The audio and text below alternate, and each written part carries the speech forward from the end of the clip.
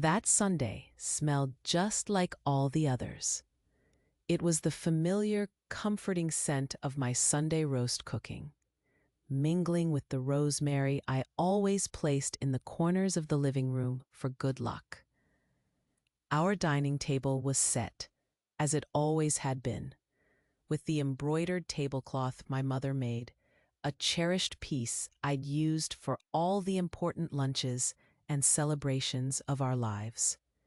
It was a tradition, a quiet ritual that anchored our weeks. But then my son, Andrew, let his fork clatter against his plate. The sound was sharp, out of place in our usually harmonious meal.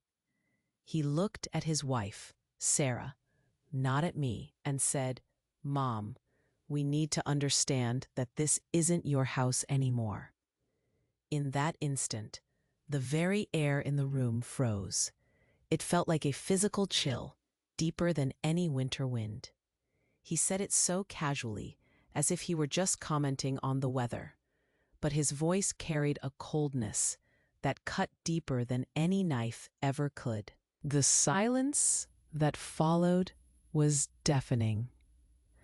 Everyone at the table seemed to hold their breath, and their quietness felt like a collective answer.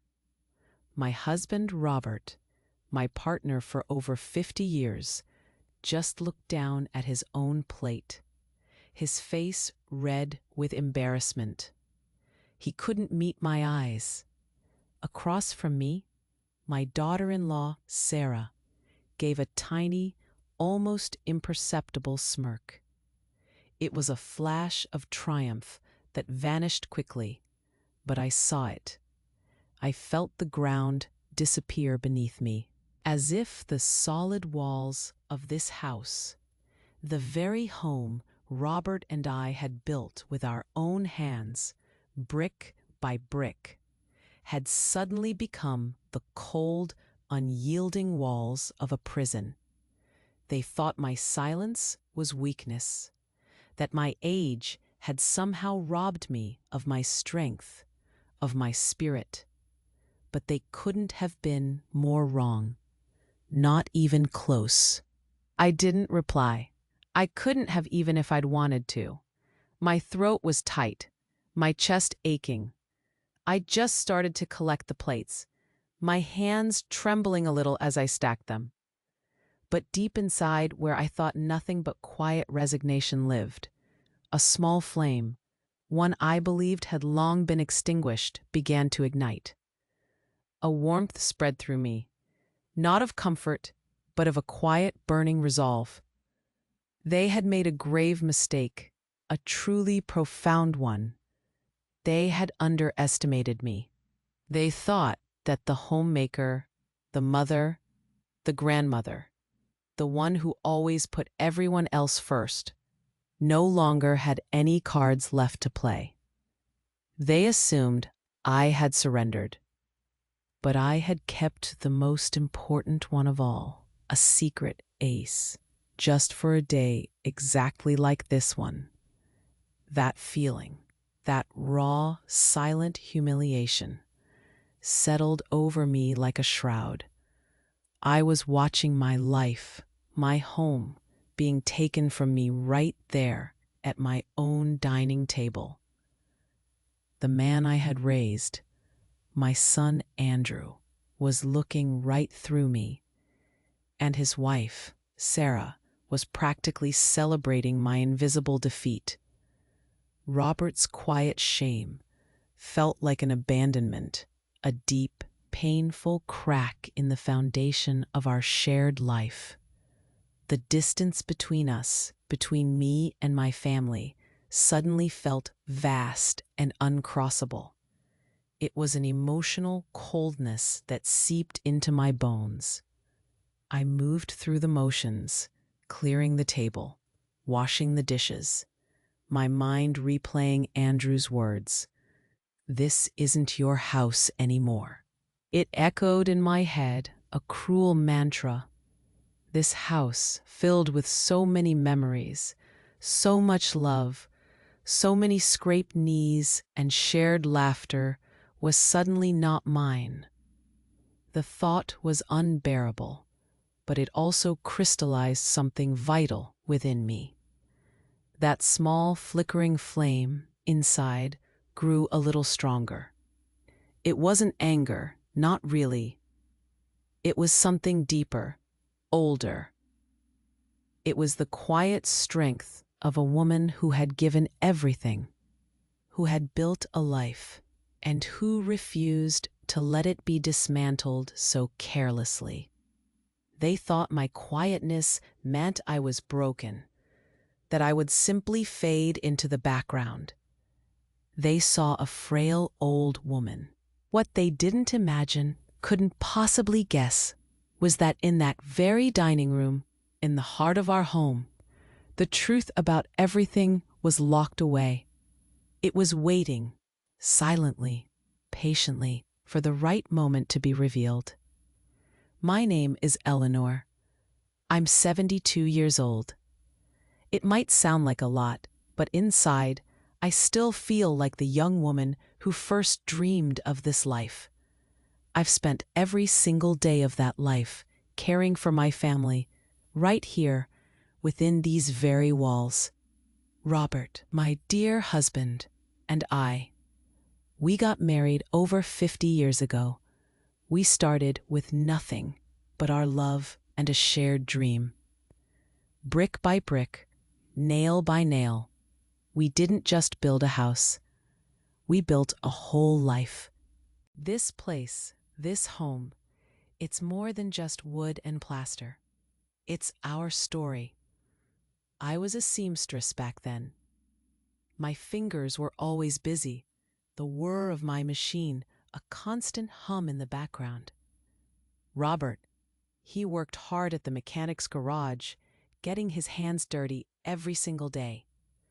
Every penny we earned, every single one, was put towards one goal: to give our only son, Andrew, a good future. We wanted him to have everything we didn't. This house, you see, was never just a place to live. It was our safe harbor, the quiet stage for all our joys, big and small, and yes, for some of our sorrows too. It held everything. I always made sure to keep our traditions alive. Sunday lunch, with the table set just so, the house always tidy, smelling of lemon polish and home-cooked meals. And in the late afternoon, there was always an apple pie, cooling on the counter, its sweet scent filling every room. That was my way of saying I love you. I didn't need big words. The warmth, the comfort, the routine, that was my language. I truly believed that this kind of love, this steady, everyday commitment, built a fortress around us, strong enough to protect us from anything. I remember my father. He was a wise man, a farmer from the countryside, with a kind face and hands that knew the earth. When I was a young woman, just starting out, he told me something I never forgot. "My dear," he said, his voice soft but firm, "a man can give you all the flowers in the world, but always make sure you have your own patch of earth to plant your garden." At the time, I didn't fully understand what he meant. Not really. It sounded a bit mysterious. But those words, they stuck with me. They settled deep in my heart, a quiet whisper I carried through life. Robert and I, we were always partners.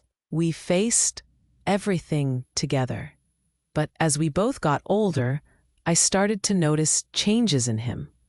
He became quieter. She was bright, full of energy, and very quickly, things started to change. Not big, obvious changes at first, just subtle ways. She had so many ideas, always talking about how to modernize everything. Not just the house, but our whole way of life. She had a way of suggesting things that made you feel like you were falling behind, like your old ways were, well, just old. I started to feel like I was losing my space, little by little, like the corners I'd carved out for myself. The routines that were so me were slowly being taken over, but I didn't want to cause trouble. I hated conflict. I loved my family so much, more than anything. I just wanted everyone to be happy, for our home to stay a peaceful place. So I kept quiet. I tried to adapt. I hoped for the best. I thought our love, the deep, abiding love we shared as a family, would be enough to protect us. I truly did. But I barely knew then, not really, that something else had already entered through our front door. Something subtle, something disguised so cleverly as care, as concern for our well-being. It was self-interest, and it was already setting down roots right in the heart of my home. It all really started with small things, you know? Little gestures, so tiny they seemed insignificant at first, easy to brush off, like the ferns. I had these beautiful Boston ferns, plump and green, sitting on little pedestals on either side of the fireplace. I'd cared for them for years, misting them, talking to them, watching them grow. They were part of the room, part of me. One day, Sarah, Andrew's wife, just replaced them without a word. Suddenly, there were these tall, spiky, modern plants in sleek white pots. They didn't even bloom. They just stood there, cold and silent. When I asked her about it, she just smiled brightly and said, "Oh, Mom, these are so much more contemporary. They really elevate the space." Elevate the space. My ferns were just old, I guess. Then she started on my armchair. Not just any armchair, mind you. It was the one I always sat in, by the window, where the light was best for sewing. It was worn, yes, the fabric a little faded, but it was my spot, the place where I repaired countless clothes, where I knitted baby blankets, where I just sat and watched the world go by. She suggested, very politely, that it was blocking the flow of the living room. Imagine that. My comfortable, beloved armchair, blocking the flow. Andrew, my son, my only son, just stood there, nodding his head. He had this awkward, almost apologetic smile, but he agreed with her. He said it was for our own good, to make the house more functional. Functional. As if our lives needed to be rearranged to be more efficient. Pretty soon, my opinions weren't really asked for anymore. They just weren't. If I started to tell an old story, maybe about something funny Andrew did as a boy, or in memory of Robert and me building the garden shed, Andrew would interrupt, always gently but firmly. "Mom, those are things of the past. We need to focus on what's ahead." It felt like a little door was being shut on my history every time. My stories, my memories, they were no longer welcome. They were just old. At Sunday lunches, the conversations used to be about our week, about little neighborhood happenings, about things that connected us. But now they were always about their plans, trips they were going on, investments they were making, and always, always the house renovation. How they were going to change this, open up that. Robert and I, we just became mere spectators, We sat there, listening, eating, while our own home, our own lives, were being discussed as if they were a project we had no part in. And Robert? He didn't seem to notice. Or maybe he didn't want to notice. He'd just pat my hand sometimes and say, "Let the young ones be, Eleanor. They're full of life." Full of life, yes, but were they full of respect? That's what I started to wonder. He trusted Andrew blindly. Always had. Always thought our son only wanted what was best for us. He couldn't see the subtle shift, the way the ground was quietly moving under our feet. The pain. It didn't hit all at once like a storm. It settled in gradually, slowly, like dampness staining a wall, spreading from a small, invisible crack. Slowly, steadily, it began to seep into everything. I felt invisible. I truly did. They would call me, sure, but only to ask practical things. "Mom, where's the electricity bill?"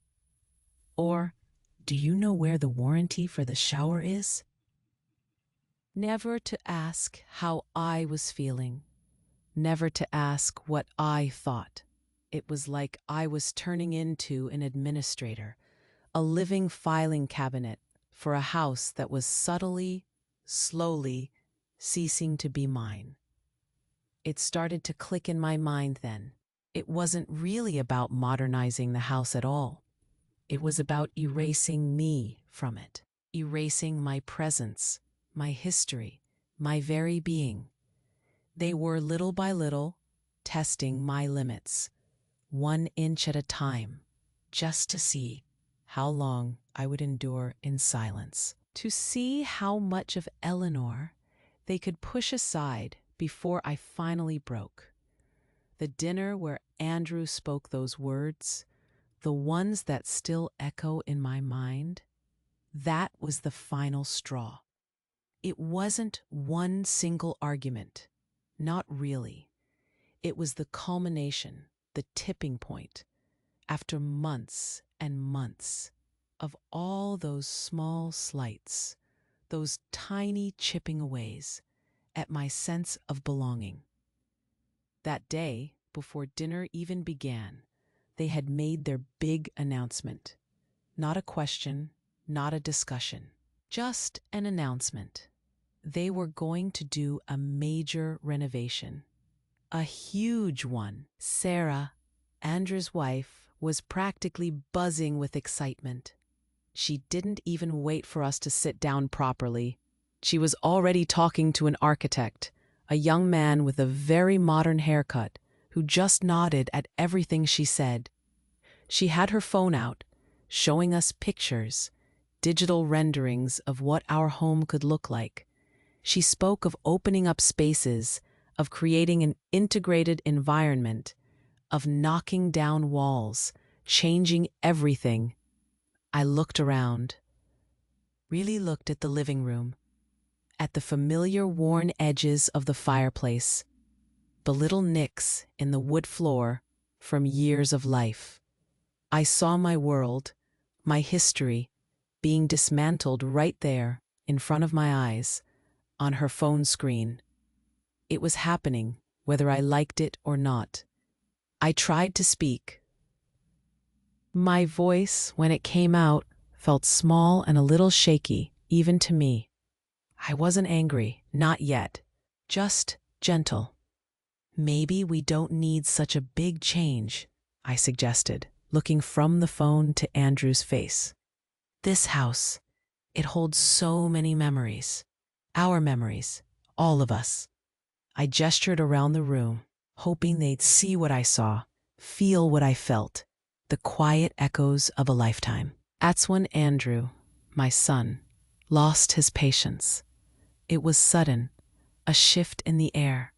The fork he was holding, halfway to his plate, clattered down onto the ceramic with a sharp, ugly sound. Everyone jumped a little. He didn't raise his voice, not really, but his tone was like ice. His gaze, usually so kind, was now cold and unyielding. The words came out, stark and brutal, aimed directly at me, even though his eyes flickered to Sarah. "Mom," he said, and it felt less like a name and more like an accusation. "We need to understand that this isn't your house anymore." The phrase hung in the air, heavy and poisonous. It echoed in the silence that followed, louder than any shout. It wasn't a question. It was a statement, a decree. Robert, my husband, the man who built this house with me, brick by brick, looked down at his own plate. His shoulders slumped. He looked defeated. His face, usually so open, was closed off, a mask of shame. He didn't defend me. He didn't say a word, not a single comforting, protecting word. It was as if his loyalty to his son, his need to keep the peace, was greater than his loyalty to me, to our shared history, to our 50 years of life together. That silence, his silence, was a betrayal that went deeper than Andrew's words. And Sarah, oh Sarah, her eyes, just for a moment, flickered towards me. I caught it, that tiny, almost invisible smirk of triumph on her lips. It was gone in an instant, but I saw it. She had won, she knew it, and she wanted me to know it too. In that moment, sitting at my own dining table, surrounded by my family, I felt the deepest humiliation of my entire life. It wasn't just the insult itself, the cruel words. It was the complicity, everyone's quiet agreement, or at least their silence. It was my husband's gaze, not of anger, but of pity, which felt even worse. It was my daughter-in-law's subtle, knowing smile. I felt like a stranger in my own home, an unwanted guest. Or worse, like a forgotten, dusty piece of old furniture that they were discussing whether to throw out, or perhaps just push into a dark corner out of the way. The home I had built with so much love, with every ounce of my being, had become the stage for my public dishonor, my expulsion, my husband's silence, his quiet surrender. That hurt more, much more, than my son's cold, cutting words. It was in that crushing, deafening quiet that I knew with absolute certainty I was utterly alone in this fight. That night, I didn't sleep a wink. The words, Andrew's words, and Robert's crushing silence, they just replayed in my head over and over. I sat in my old armchair, the one Sarah said was blocking the flow, in the dark living room.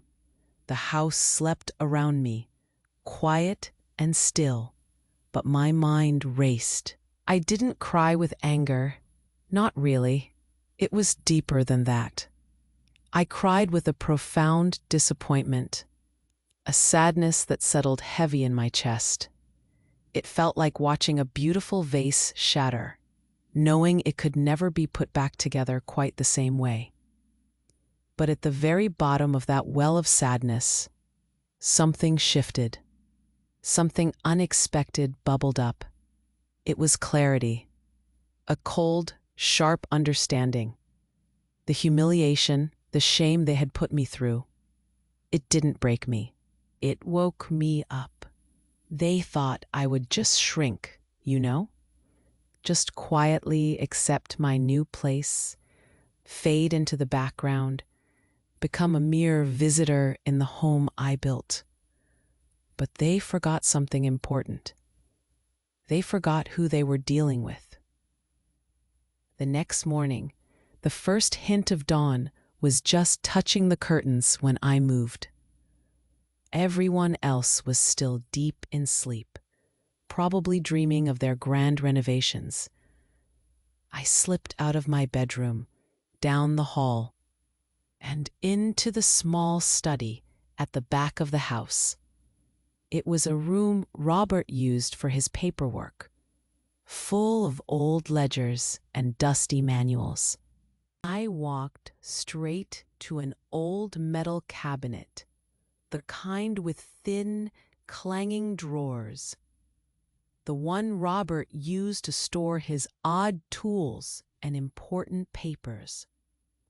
I pulled open the bottom drawer. It squeaked a little, a familiar sound. And there it was. Inside, tucked away in a thick, yellowed plastic folder, was my security. My father's words, the advice he gave me so many years ago about having my own patch of earth, never made so much sense as they did in that quiet moment. I didn't take the folder out. I just touched it, my fingers tracing the thick, slightly crinkled paper through the plastic. It felt solid, real, a quiet promise in my hand. I made a decision right then and there. I wouldn't argue. I wouldn't shout. I wouldn't make a scene. That wasn't my way, and it certainly wasn't how I would win this. My response wouldn't be with anger, which is what they probably expected. My response would be with the truth. They were playing a dirty game, a sneaky game, slowly trying to push me out. Well, I was going to play my game, and it would be by my rules. I would observe them. I would wait. I would let them keep showing who they really were. Not just to me, but to everyone around us. My dignity, you see, it wasn't for sale, and it certainly couldn't be renovated away. They thought the battle was already won. They probably woke up that morning thinking they had secured their victory, that I was defeated. But what they didn't know, what they couldn't possibly guess, was that I was already quietly, steadily, preparing the ground for the final war. The following weeks were a silent torment. It felt like living under a dark cloud that just wouldn't lift. Andrew and Sarah didn't just act like the new owners of the house. They truly believed they were. Every conversation revolved around their plans, their vision, their future. My presence felt like a ghost in my own home, unseen, unheard, and increasingly unwanted. The architect, that young man with the modern haircut, he came back. He walked through every room, a tape measure in his hand, a disdainful look on his face. He measured the walls, talked about flow and potential, and spoke of my furniture, the pieces I had carefully chosen, saved for, lived with for decades, as nothing more than clutter to be removed. Clutter, that's what my life's possessions were to him. Sarah just nodded, smiling, agreeing with every word, as if my very existence here was an inconvenience to their grand design. Then one afternoon, Sarah approached me with a document. She called it a simple authorization for the start of renovations. She held it out, a pen ready. "Just a formality, Mom, to get things moving," she chirped. But something in her eyes, a flash of something too eager, too confident, made me wary. I took the paper, pretending to squint at the small print. My heart beat a little faster as I scanned the legal jargon. It wasn't a simple authorization at all. It was a full power of attorney, giving them complete and total control over the property. Everything. My house, my life, signed over with a pen stroke. I looked up, feigning a small, confused smile. "Oh dear," I said, as innocently as I could manage. My new reading glasses aren't quite strong enough for this tiny print. I'll need to get them adjusted at the optician's before I can properly understand this. It was a small lie, a tiny resistance, but it was mine. Sarah's smile faltered, just for a second, but she quickly recovered, assuring me it was no problem. They could wait. My sister Lucy came to visit me a few days later. Lucy is my older sister, a no-nonsense woman with eyes that see everything. She hadn't been here in a while, and the changes, the atmosphere in the house, hit her immediately. She watched Andrew and Sarah's interactions with me, the casual way they dismissed my comments, the subtle arrogance in their gestures. She saw the sadness in my eyes, a quiet resignation that had settled there like dust. We were sitting in the kitchen, just us, and she took my hand, her grip firm. "Eleanor," she said, her voice low and direct, "they're taking advantage of you, plain and simple. And Robert," she added, her gaze hardening slightly, "Robert is letting them." Her frankness, the raw truth of her words, was like a splash of cold water. It hurt, but it also confirmed what I already knew. Lucy's worry, the deep lines of concern on her face, finally, mercifully, opened Robert's eyes. He had been so lost in his trust for Andrew, so eager to believe his son wanted only good things. But seeing Lucy's outrage, hearing her blunt assessment, something clicked in him. Slowly, the blind loyalty began to chip away. He started to see what I had been seeing for months. This wasn't about modernizing or care. This was greed, dressed up in the shiny clothes of progress and family concern. He started watching them, too, quietly. His silence now felt different, not like complicity, but like observation. The climax of this silent crisis came when they scheduled another dinner.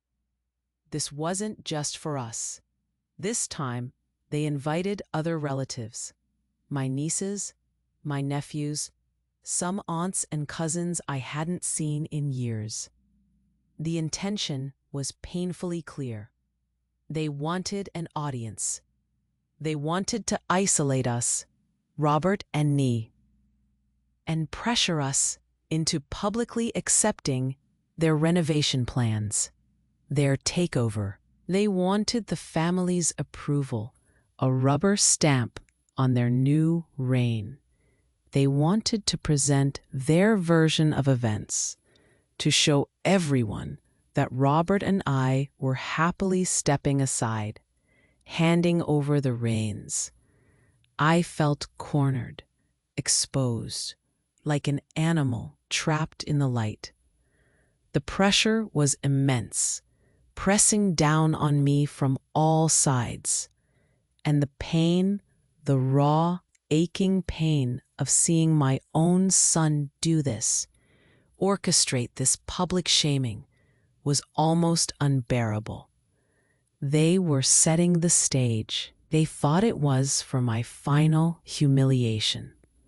But as I watched them bustling about, arranging the table, directing the seating, I knew with a certainty that settled deep in my bones that this would, in fact, be the stage for my victory. They were setting the stage for my final humiliation, but I knew this would, in fact, be the stage for my victory. The dinner finally took place. The room was full, buzzing with polite conversation and the clink of cutlery.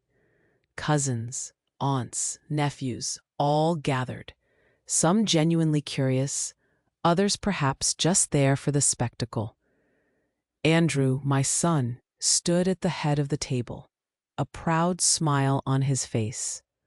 He began a speech, his voice booming with a confidence that grated on my nerves. He spoke about the importance of caring for the family's heritage, but quickly shifted to how the house needed new blood and a vision for the future. He painted a picture of a grand, modernized home, a legacy he and Sarah would build. Sarah stood beside him, beaming, her hand resting lightly on his arm, like a first lady at a press conference. They looked so united, so powerful. He spoke as if Robert and I were two children who needed to be tutored, guided into the new century, incapable of making decisions for ourselves. The family listened, some nodding along, some looking a little awkward, shifting in their seats. I could feel their eyes darting to Robert and me, trying to gauge our reaction. This was my cue. I stood up, slowly. My knees ached a little, but my resolve felt solid. All eyes, which had been fixed on Andrew and Sarah, now turned to me. A hush fell over the room. I walked with a steady pace, not rushing, not hesitating, towards the small study at the back of the house. I could feel the weight of everyone's gaze, the unspoken questions, the anticipation. I opened the bottom drawer of the old metal cabinet, the one with the familiar squeak. My hand went straight for the thick, yellowed plastic folder. I took it out, holding it close, and walked back into the dining room. I placed the folder on the polished dining table, right on top of the architect's glossy, colorful plans that Sarah had laid out earlier. The soft thud of the folder was surprisingly loud in the now absolute silence. Andrew looked at me, a flicker of confusion in his eyes, then a hint of annoyance. Sarah's smile tightened.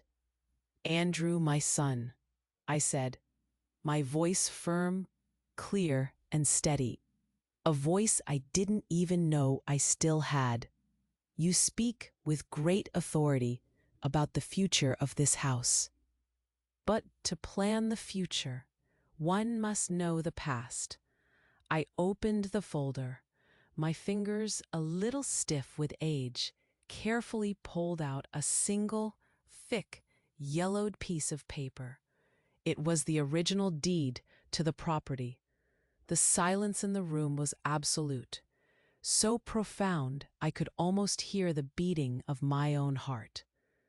I held the document up, just for a moment.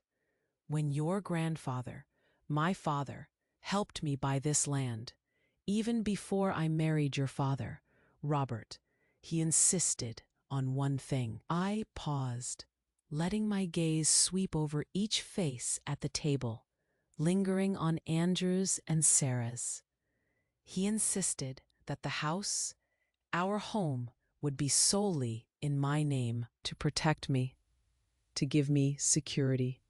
I turned the document slowly, so everyone could see the bold, faded script. The name on the deed was clear for all to read. Eleanor Smith, my maiden name. The house was mine, and mine alone. The shock on Andrew and Sarah's faces was my answer. His jaw dropped, his confident facade crumbling into disbelief. Sarah's triumphant smile vanished, replaced by a pale, stunned expression. Her eyes, usually so bright and calculating, were wide with a kind of dawning horror. The other relatives murmured, a ripple of quiet gasps spreading through the room. Robert, next to me, slowly lifted his head. He looked at me, then at the deed, then back at me. A slow, understanding nod. Not one of shame, but of quiet pride. There were no shouts, no angry words from me, no theatrical revenge. Just the truth. bold and undeniable, laid bare before everyone, right there on the dining table. My father's wisdom, stored in that old piece of paper, spoke louder than any argument ever could. In that instant, justice came not from a judge, not from a heated confrontation, but from an old piece of paper that held my dignity. The power they thought they had was an illusion. The true power, the true ownership, had been mine all along. And now, everyone knew it. The air in the room remained thick with unspoken words, with the weight of revelation.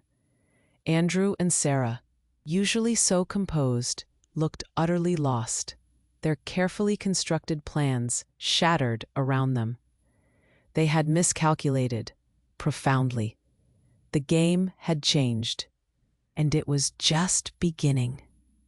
The air in the room remained thick with unspoken words, with the weight of revelation. Andrew and Sarah, usually so composed, looked utterly lost, their carefully constructed plans shattered around them. They had miscalculated profoundly. The game had changed, and it was just beginning. After that night, the house became quieter. The silence at first was heavy, almost suffocating. Andrew and Sarah left. They didn't say goodbye. They just gathered their things, their faces tight with a mix of anger and shock, and walked out the door. They didn't return for a long time. The relationship with my son, the boy I had raised with so much love, was broken. It was fractured, splintered, and that's a pain no mother ever wants to feel. There was no apology from him, no attempt to bridge the gap, just distance, a vast, aching space where our connection used to be. Some relatives called me in the following days, their voices a little embarrassed, a little hushed. They said I had done the right thing. They understood. They saw. But those calls, while validating, couldn't fill the void. Slowly, the dust settled. The house, once bustling with their plans and their presence, became quiet again, almost like it used to be. And what remained was Robert and I, alone once more, in our big, familiar house. It wasn't easy at first. The void where Andrew and Sarah had been felt stark, but slowly, gently, we began to rebuild our routine. Robert, my dear husband, was different now. It was like he had finally woken up, finally free from his son's shadow. He became my partner again, truly my partner. He looked at me with respect in his eyes, a shared understanding that had been missing for too long. We started small, doing things we used to do, things we loved. We started tending the garden together, just like old times. We planted plump red tomatoes and fragrant basil, our hands in the earth, side by side. He learned to make my morning coffee just the way I like it, strong and black, and I, in turn, taught him how to sort the laundry properly so the colors wouldn't bleed. Little things, everyday things, but they felt like cornerstones. It wasn't a fairy tale ending, not with everyone embracing and all wrongs instantly righted. Life isn't like that. It was a real new beginning, yes, but one with the scars that life leaves.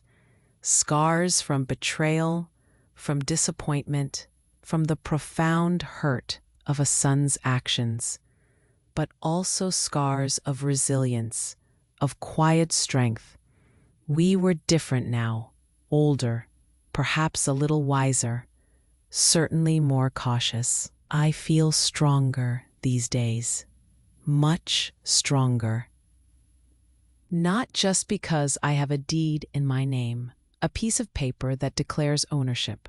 That's not it.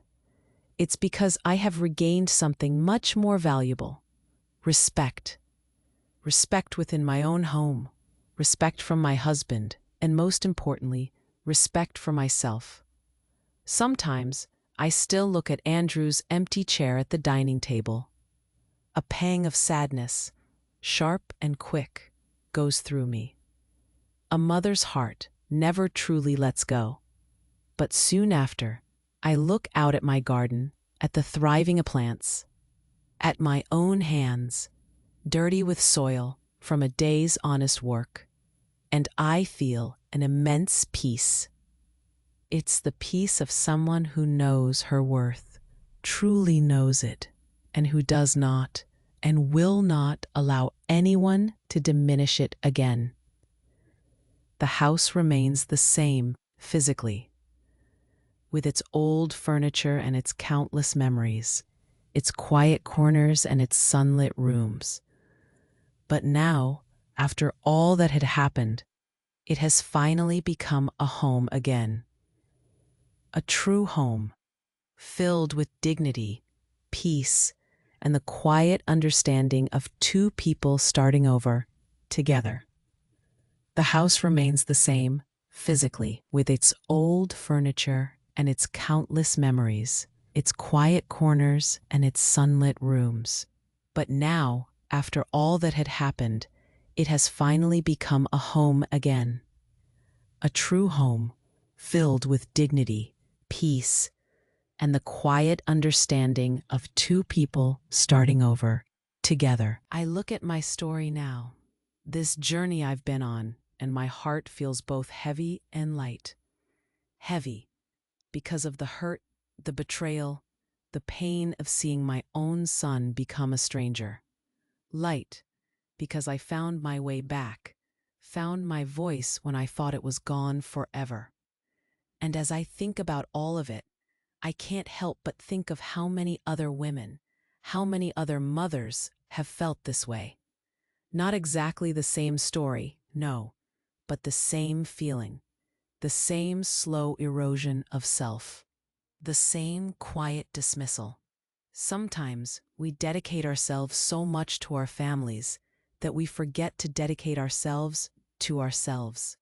We pour our whole being into raising children, supporting husbands, making a home, that we forget to protect what is ours. Not just possessions, but our spirit, our worth, our place. We give and give, believing that love will always be enough, that our sacrifices will be seen and honored. We believe that by giving everything, we secure our place, our value. But sometimes, people take that for granted. They see our generosity as weakness, our quiet strength as something to be ignored. And then, as we grow old, it seems some people think we lose the right to have a voice. They think we lose the right to have desires, to make decisions, to choose how we want to live. It's as if the years, instead of adding wisdom and depth, somehow diminish us in their eyes. We become inconvenient, a burden, a relic of the past that needs to be moved aside for the new, the modern, the functional. It's a quiet kind of injustice, isn't it? One that often goes unspoken, unnoticed by those who inflict it. So, I have to ask you, you who are listening to my story, have you ever felt invisible in your own home? Have your decisions ever been ignored by those to whom you dedicated your life, your very essence? Have you ever felt that your value, your worth, was diminishing with the passing years in the eyes of others? It's a bitter pill to swallow. That feeling of being slowly erased from a life you built with your own two hands, with your heart and soul. But I want you to remember something I had to rediscover in the hardest way possible. Our strength doesn't disappear with wrinkles. It doesn't fade with gray hair or with the aches in our joints. It merely transforms. It becomes quieter, perhaps deeper, wiser. It becomes a knowing, a resilience that only comes from living through joy and sorrow, from weathering life's storms. It's a strength that might not shout, but it can stand firm. It can hold its ground. Don't wait for humiliation to remind everyone of your worth. Don't wait for someone to push you to the brink before you remember who you are. Your place in this world, in your own home, in your own life, is yours by right. It's not something someone else can give you or take away. It's inherent. It's earned through every breath, every sacrifice, every moment of living. And no one, absolutely no one, has the right to diminish that, to try and take it from you. My story is just one story, but I believe it holds a truth for all of us. Your story matters. Your voice matters. And never, ever let anyone make you feel like a visitor in your own life. This life is yours to live with dignity, with respect, right to the very end. Keep your garden patch, dear ones. Keep your patch of earth. Keep your garden patch, dear ones. Keep your patch of earth. And if you want to keep receiving real stories like this one, stories that remind us of our own quiet strength, please stay alert. Sometimes YouTube might be unsubscribing you without warning, and I wouldn't want you to miss out on what we share here. So, just take a moment to confirm you're still subscribed to the channel. And while you're there, gently tap that little bell icon. That way, we can stay connected, and I can keep sharing these little pieces of life, these truths, with you.